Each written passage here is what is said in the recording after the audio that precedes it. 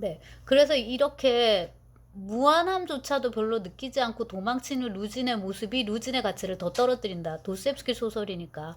그래서 도스옙스키 소설에서는 수치, 스트이드인데요. 러시아어로 스트이드. 수치심이 이제 일종의 뭐라 해야 되나, 그 사람이 가지고 있는 도덕감, 윤리의식의 일종의 증거이기도 하거든요. 그러니까 수치심을 많이 안 느끼면 자존감이 높은 게 아니라 얘는 수완무치한 인간인 거예요. 그래서 이제 루진의 저기가 더 망가지고, 그 다음에 이제 그 루진이 대변하는 공리주의, 실용주의 이런 것들이 더 이제 빛을 잃게 되는 그런 측면이 있습니다. 인간을 죽임으로 해서 이제 그가 대변하는 사상도 이제 죽여버리는 그게 있고요. 반면 레베자트니코프는 지금 이제 활약을 했잖아요. 그런 것도 있고, 이제 제가 보기에 머리는 루진보단 좀 많이 좀 딸리지만은 사람은 되게 순진하고 착하고 이런 걸로. 근데 이제 이런 사람이 잘못 활용되면은 되게 인생이 망가지기 쉬운 거잖아요. 근데 이제 이 사람이 대변하는 사상이 그 프리에의 공상적 사회주의다라고 얘기를 했는데, 젊은 청년으로 나오는데, 그 제가 링크해놓은 그 러시아 TV 시리즈 죄아벌을 보시면 완전히 할아버지예요. 진짜 연로하신 이제 할아버지 배우인데, 그 드라마를 찍는 동안에 돌아가셔가지고 마지막에 그 배역 설명할 때 보면 이렇게 네모칸이 쳐져 있어요. 그거 이제 돌아가셨다는 의미거든요. 근데 이제 젊은 청년이라고 이렇게 이제 그게 강조가 되는데, 사실 저는 이미지가 잘 안 그려지는데 굉장히 많이 희화화돼서, 그 이 사람이 주장하는 이제 그 프리의 사상, 공상적 사회주의는 크게 두 가지로 요약이 됩니다. 나는 한 가지 단어만 안다. 유용하다. 빨리 해즈너. 유용하면 더 좋은 것이다. 이거랑. 근데 잘 또 설파가 되지도 않아요. 그러니까 사상적으로 그거를 이렇게 루진하고 얘기를 하는데, 루진이 좀 건성으로 듣는 것도 있고, 좀 이 사상이 예쁘게 전개되지 않아요. 그리고 이제 젊은 날의 그 도스옙스키가, 제가 앞에 그 작가 전기 얘기했던 부분을 보시면은 프리의 사상에 되게 많이 빠져 있었다. 그러다가 이제 꼭 프리의 사상에 빠져서는 아니지만 그것까지 있어가지고 겸사겸사 이제 이렇게 유형살이까지 하게 된 거잖아요. 근데 그게 이제 20대의 도스옙스키인데, 이건 이제 40대의 도스옙스키지 않습니까? 그러니까 40대의 도스옙스키가 레베자트니코프라는 청년에게 자기가 젊은 날 탐닉했던 사상을 다 집어넣어가지고 희화시키고, 유쾌하게 희화시키고, 그럼으로 해서 거리를 두고 자기는 이제 그걸로부터 완전히 이렇게 탈피하는 걸로. 이제 애벌레가 나비 되듯이 껌데기 껍질만 남겨두고 이제 자기는 이렇게 날아가는 거죠. 그리고 젖은 날개를 털고 이제 이렇게 훌훌. 그런 식의 이제 느낌을 줘요. 그래서 유용한만을 나는 안다. 그거 하나랑, 또 하나가 이제 매춘에 대한 태도인데, 여기서 이제 소냐랑 이렇게 접촉이 되는 건데, 소냐가 레베자트니코프한테서 책도 빌려가서 읽고 좀 이런 식으로 나오고, 그 하는데, 특히나 이제 이 레베자트니코프가 소냐랑 이렇게 하는 거는, 소냐가 매춘부라서 더 찬양하는 거예요.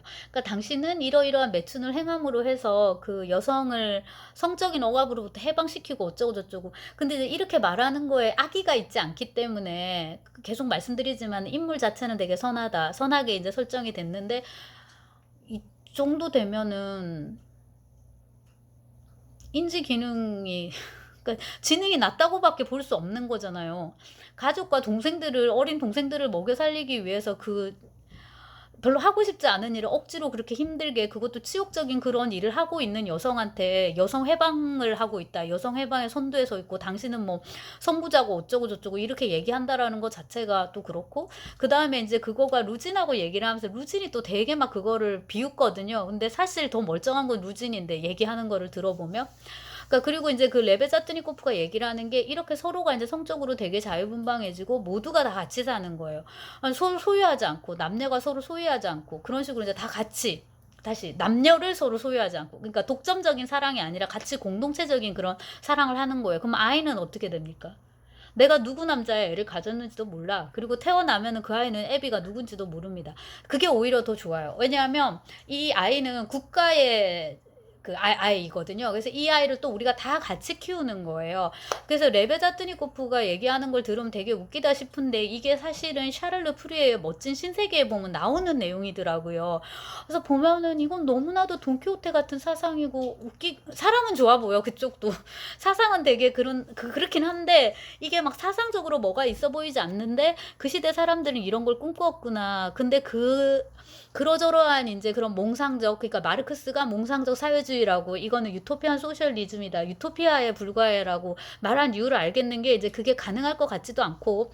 근데 이제 그 사람들이 그렇게 생각한 거는, 소유라는 거, 사유라는 거, 이게 너무나도 큰 문제를 지닌다는 거예요. 내 아내, 내 남편, 내 자식들. 그러니까 그거를 다 없애고 다 같이 한 집에 한 구덩이에 살면서 다 같이 애를 낳아가지고 그 아이도 다 같이 키우고 같이 생산하고 같이 분배하자라는 거예요. 뜻은 좋아요. 뜻은 되게 좋고 정말로 이런 사회가 될 수 있다면은 너무나도 좋겠죠. 근데 이제 그 클래스, 계급, 반이라고 해도 좋고 이런 식의 그 클래스를 나누고자 하는 것도 또한 인간의 이제 본성이고, 그 다음에 이제 그 타인과의 비교를 통해서 뭔가 내가 우위에 있다라는 거를 또 느끼고 싶어 하는 것도 또한 인간의 본성이고, 근데 그거를 이제 다 없애고 평준화하겠다는 게 뜻은 좋은데 실제로 실현하기 너무 힘들다는 거. 그 다음에 이제 그거를 최대한 말하자면은 조금 선정적으로 혹은 또 이제 효과가 더 있게 보이도록 하기 위해서 성의 문제를 가지고 오는 거예요. 그 이제 레베자트니코프가 하는 말이 우리 모두 오쟁이 진 남편이 되자. 그게 러시아어는 뿔을 달다거든요. 근데 우리말도 이제 그런 식으로 메타포릭하게 오쟁이라는 거를 갖고 와서 이제 써서 그렇게 옮겨봤는데, 그건 이제 말이 안 되는 거죠. 우리 모두 머리에 뿔을 달자. 전부 오쟁이 진 남편이 되자. 그러니까 이제 사실은 마누라를 독점적으로 아내를 소유하지 말고 여성을 그렇게 소유하지 말고 여성을 진정으로 해방시키자. 여성도 그렇게 해방되라. 근데 그 여성의 이제 해방이라는 게 그런 식의 이제 성적인 어떤 자유분방한 그거에만 이제 국한되는 식으로 풀어가고, 한편 이제 이 대화에 상대가 돼주는 게 루진이란 말이에요. 근데 루진은 또 레베자트니코프를 자기식으로 되게 무시하고 있어요. 돈도 없고 등등등. 그리고 이제 자기가 시골에 있을 때는 레베자트니코프가 되게 똑똑한 사람인 줄 알았는데 와서 보니까 멍청이고, 이렇다 보니까 둘 사이의 대화가 더 진척되지 않습니다. 여기서 이제 또 한 번 희화되는 거죠. 그다음에 이제 그 스비드리가 엘로프인데요. 여러분 제가 썩 설명을 잘한 것 같지 않은데 질문이 있으면 줌 시간에 하시고, 예, 프리에 제가 말씀을 드렸죠. 그죠? 그 다음에 일정 부분 체르니첵스키가 여기 들어가 있는데, 체르니첵스키의 무엇을 할 것인가라는 소설이 있거든요. 장편인데, 그거를 이제 대놓고 패러디한 게 지하로부터의 쑥인데, 거기서 이제 체르니첵스키도 이런 식의 얘기를 해요. 이성 중심주의, 그 다음에 이제 공동 생산, 공동 분배, 그 다음에 아이로 인해서 생기는 가족 이기주의, 네, 가족 이기주의, 그런 걸로부터 이제 우리가 자유로워져야 된다라고 이제 생각을 하고, 실제로 이제 체르니첵스키의 무엇을 할 것인가에서는 베라 파블로브나라는 여주인공이 그런 식의 이제 공동주택을 만들게 돼요. 요게 이제 그 아까 프리에가 제안한 팔랑스테르라는 이제 그런 공동주택이 있는데, 그거를 이제 이 러시아의 체르니첵스키도 이제 꿈꾸었던 거죠. 근데 이제 체르니첵스키 같은 경우에는 실제로 막 이런 소설만 쓴 게 아니라 이런 식의 이제 사회운동 같은 걸 많이 해가지고 인생의 상당히 많은 기간을 유형지에서 보내게 됩니다. 그리고 도스옙스키하고 나이 차이가 그렇게 많이 나지는 않는데, 체르니첵스키는 이제 이런 급진적인 사상을 주장한 사람이고요. 그 다음에 이제 도스옙스키는 반대에 있는 거죠. 보수예요, 보수. 저거는 안 돼. 우리가 절로 가면 안 돼. 다른 식의 어떤 대안을 찾아야 돼. 그리고 도스옙스키는 이제 이런 60년대 세대, 체르니첵스키가 60년대 세대인데 그들에게 이렇게 어떻게 보면 말할 자격이 있어요. 왜냐하면 자기도 젊은 날에 그 사상에 빠졌었고 그것 때문에 목숨까지 내놓을 뻔 이제 했기 때문에. 그 다음에 이제 여기서 요즘이라면 하나 걸려들 법한 문제가 뭐냐면 표절입니다. 그러니까 무엇을 할 것인가에 나오는 그 여러 가지 메타포 중에 지하, 지하실, 그 다음에 2 곱하기 2는 4 이런 게 있거든요. 요거를 지하로부터의 수기에서 거의 가져와서 거의, 예, 요즘 같으면 이제 이런 거 표절로 걸릴 법하고, 그 다음에 이제 그 유용하다 이런 거, 이것도 체르니첵스키. 그 다음에 그 뚜르게네프도 약간 있긴 한데 그거는 이제 악령에서 더 많이 이제 가는 거고, 아무튼 이제 이 루진하고 레베자트니코프가 되게 부수적인 인물이지만 구성상에서 이렇게 제가 좀 줄거리 말씀드렸던 거에서 드러나듯이 구성상에서 이렇게 기여하는 바가 있고요. 그 다음에 이제 사상적으로 라스콜리니코프가 조금 예쁘게 풀었던, 점잖게 이렇게 풀려고 했던 그런 공리주의를 희화해서, 공리주의, 사회주의 이런 것들을 희화해서 이제 보여준다 하라고 정리할 수 있겠습니다.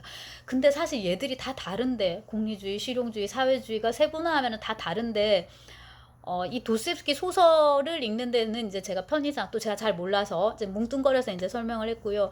그 다음에 이제 문제적인 인물이 스비드리가 일로프입니다. 스비드리가 일로프는 여러분들이 자료를 찾아보면 어디를 보든지 라스콜리니코프의 어두운 분신이다 이렇게 나올 거예요. 근데 네, 사실이 그렇고요. 그 다음에 이제 소설 구성적으로 스비드리갈로프가 죽어줘야지 라스콜리니코프가 사는 거예요. 근데 이런 식의 신화적인 도식을 도스토옙스키 되게 좋아하거든요. 누구 한 놈은 죽어야 돼. 그리고 이제 그 놈의 죽음을 담보로 해서 히어로가 살게 되는 거죠. 그리고 이제 그 스비드리갈로프라는 인물 자체도 제가 볼 때는 굉장히 형상화가 잘 돼 있는 것 같아요. 어릴 때 읽을 때는 이 사람이 되게 멋있다고 생각을 했는데.